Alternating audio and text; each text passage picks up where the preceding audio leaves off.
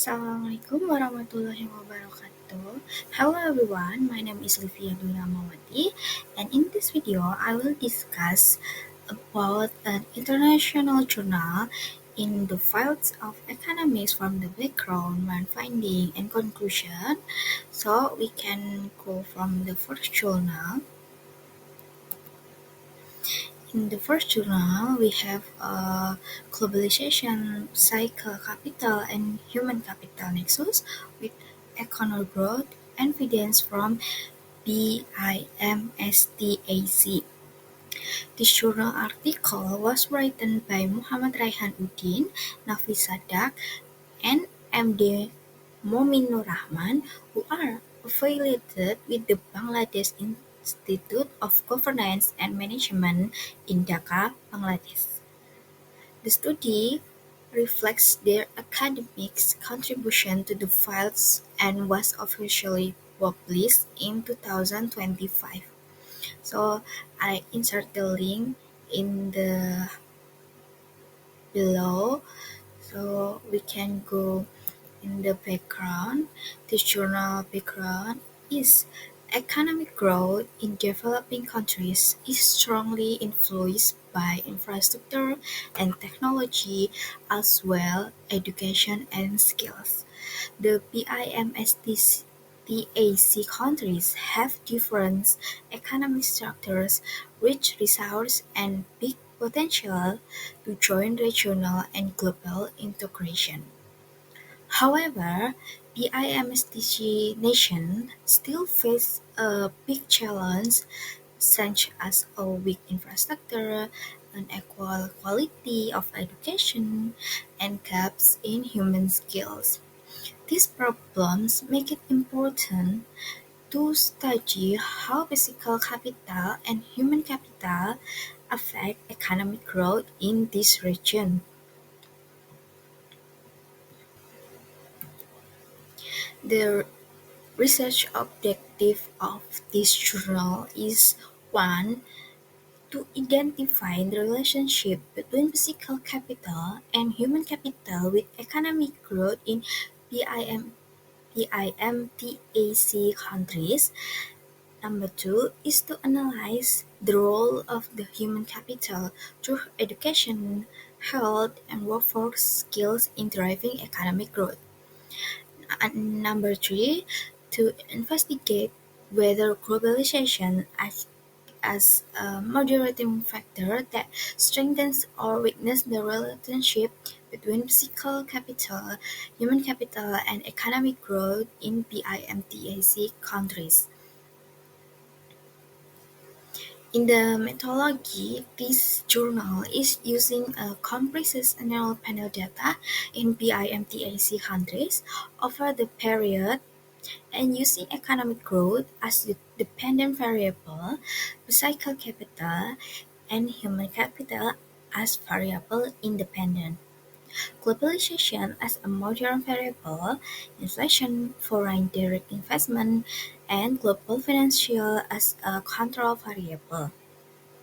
The analysis of involves several stages, including descriptive statistics, correlation analysis, cross-sectional dependence tests, stationary tests, co-integration tests, and Granger causality tests.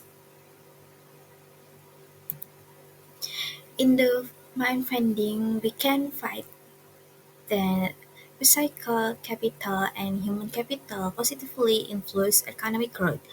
Globalization significantly promotes economic growth and interaction between terms PCAP, GLBN, HGAP, and GLBN shows negative impacts on growth. And then in the robustness checks, tools, and ARDL, we confirm consistency of the result. And the long-run effects are significant, short-run effects are not. And then in the Granger causality findings, financial sector and economic growth shows bidirectional causality. Globalization has a an indirectional impact on economic growth, and economic growth includes casualty human capital, inflation, and foreign direct investment. The conclusion of this journal shows that globalization, human capital, and physical capital are closely linked to economic growth in PIMTAC countries, and the human capital is the key driver of progress, but its effectiveness depends on the broader global and institutional context.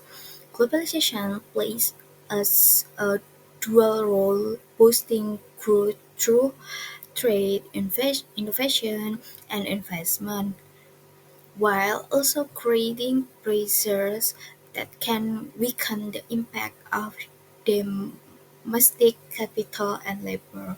These findings are highlight the next for the context-specific strategies to maximize the benefit of globalization and ensure sustainable economic development. Alright, this was the first journal. Now let's jump into the second one, which offers fresh insight and adds another layer to our discussion. This journal is the assessing the overall benefit of programs enhancing human capital and equity, a new method with an application to the school meals. This journal article was written by Harold Edelman, Elisabetta, Priscilla Alto-Kelly, Festus Ebo, Brett Wong, who are affiliated with the University of Barcelona and Institute de Economia Barcelona. This study reflects their academic contribution to the field and was officially published in 2025.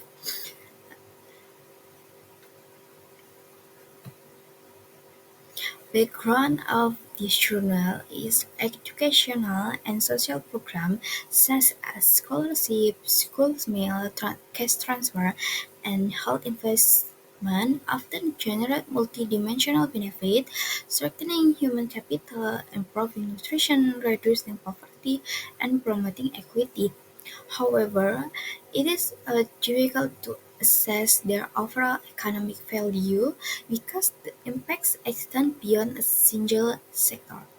Benefit-cost analysis, or BCA, typically focus on school participation, while reality the quality of learning is more relevant for long-term productivity. Moreover, equity aspects are often overlooked, even though many of these programs are targeted at low-income groups. Therefore, a methodology is needed that integrates efficiency or productivity gains from improved skill and equity or reduction in inequality into a single welfare assessment framework. In the research objective, at the number one is to evaluate the cost effectiveness of education and social programs by linking RCT effect size to human gains. Number two is to extend benefit cost analysis or BCA frameworks by incorporating equity impacts alongside productivity outcomes. In number three, to illustrate the methodology using large-scale school feeding programs to highlight learning improvements and distributional benefit. And the number four, to provide policymakers with a comprehensive welfare assessment tool that integrates efficiency and equity for education social intervention. In the methodology at the step one is learning wage impact, convert program effect on learning or LEAS into estimates of long-run wage increases. Number two is human capital NPV, estimate the present value or NPV of lifetime human capital returns in age 20 to 60 and under different discount and growth scenarios. Step 3 is distributional benefits and current non-discount equality benefits using the Atkinson social welfare function while varying inequality aversion parameters. The step 4 program cost and PCR calculate program cost including 25% dead weight revenue cost and compute benefit cost ratios or PCR. My finding in this journal is the school feeding program in Ghana generates substantial long-term economic benefit, and the impact of learning outcomes is statistically significant and relatively large, especially from child poor households, girls and students in disadvantaged areas. A significant share of the total benefit comes in distributional or redistributive effects, and then the benefit cost ratio or BCR assess one under all scenarios, improve targeting to a proper household, and substantially increase total program benefits.